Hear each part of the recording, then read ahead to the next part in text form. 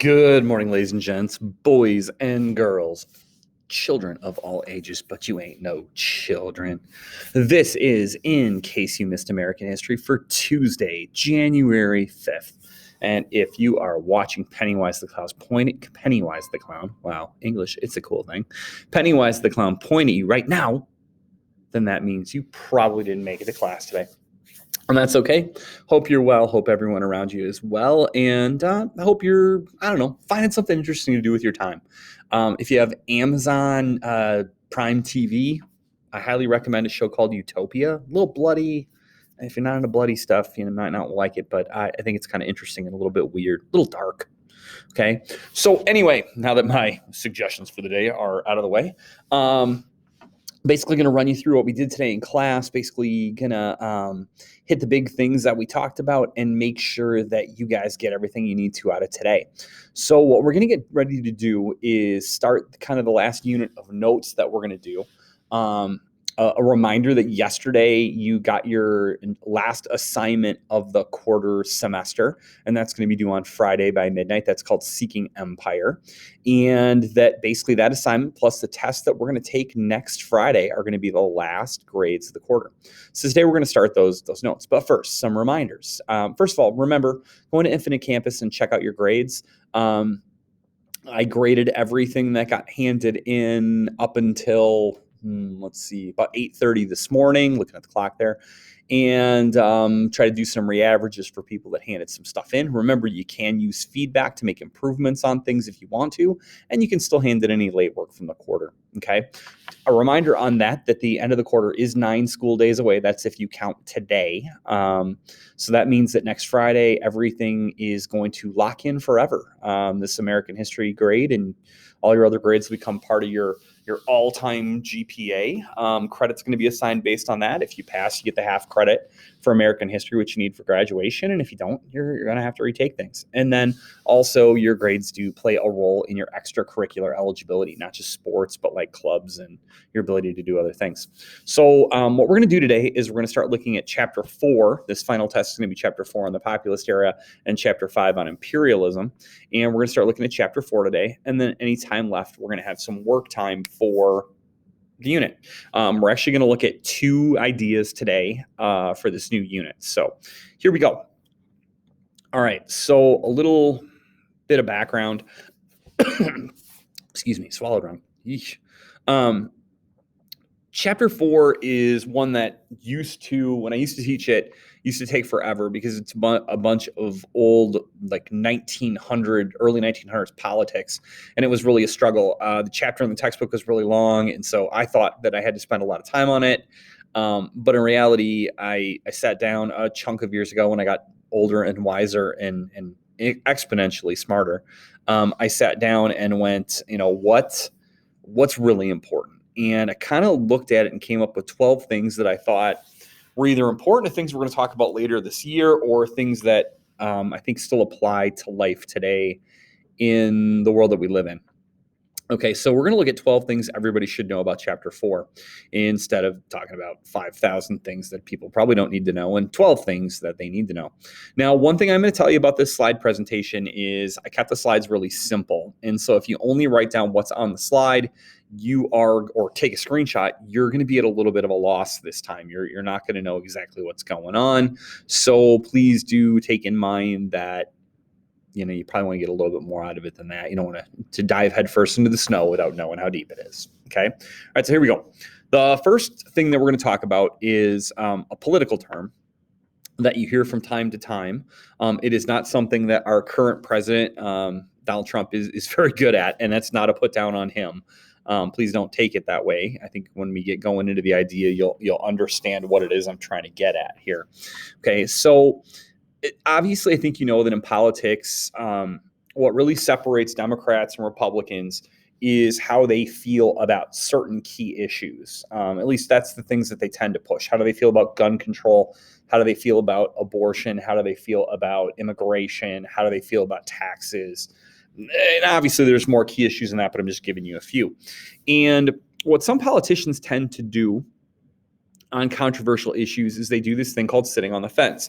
And that's where they don't take a defined position. They kind of they kind of go back and forth when they talk about something, because they know that if this is the fence, okay, if they talk positively about the issue, okay, if they're like, I am very pro chocolate ice cream is the best, chocolate ice cream should be the thing that's on every Sunday in America, chocolate ice cream should be available with every meal, that the chocolate ice cream people are going to be like, yeah,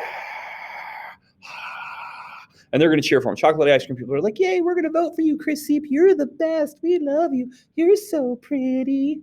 I know. But the people over here who are the vanilla ice cream people are going to be like, you suck, Chris Seep. You're ugly and you're weird looking. Well, we know that's not true, but you suck and you don't like good ice cream. And now they're not going to vote for me.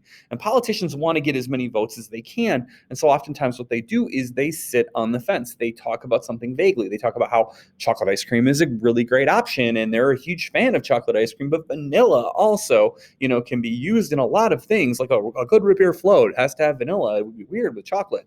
And they can everybody gets to hear what they want to hear. And so everybody is happy. And so it's a political strategy where politicians don't take a side on controversial issues because they don't want to tick off half the voters or 40% of the voters or 80% of the voters. All right. And the reason that they do that is they want the popular support of the people. Now, here's the thing about this, and this is why it's important. You shouldn't let politicians get away with this. All right. You should demand that politicians tell you how they feel about things.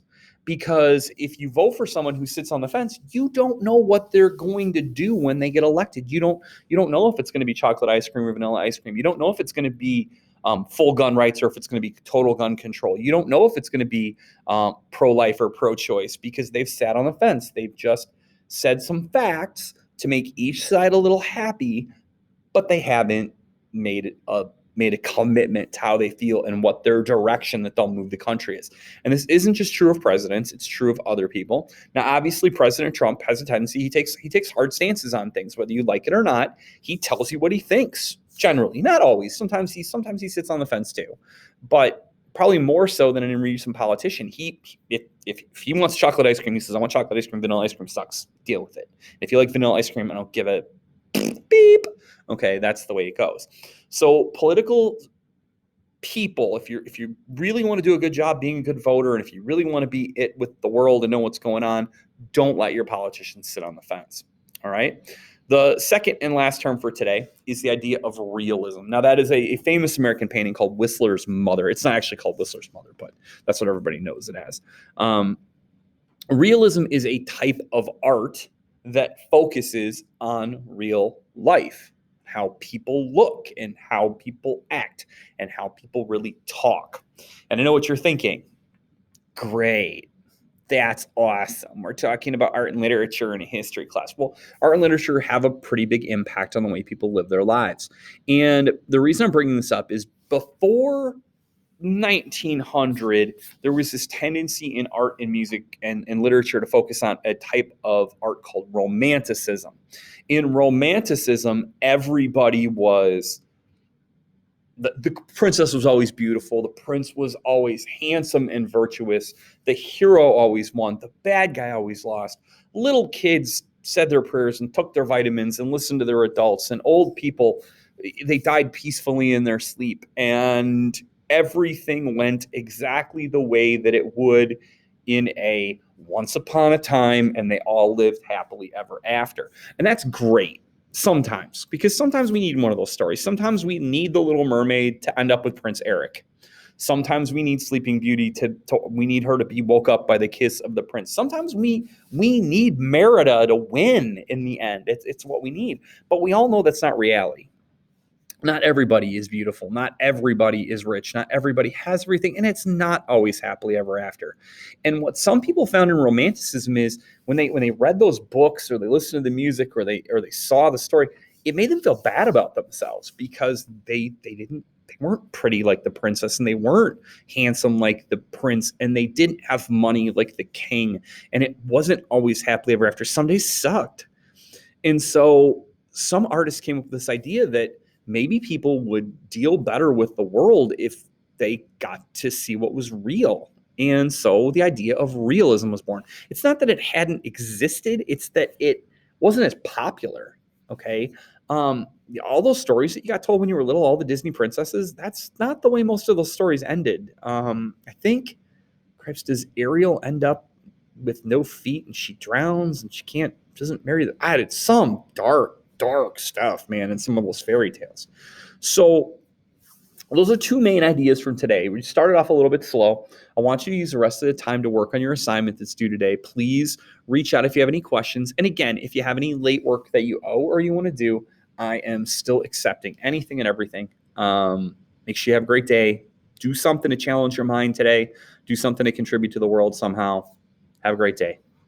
Bye-bye.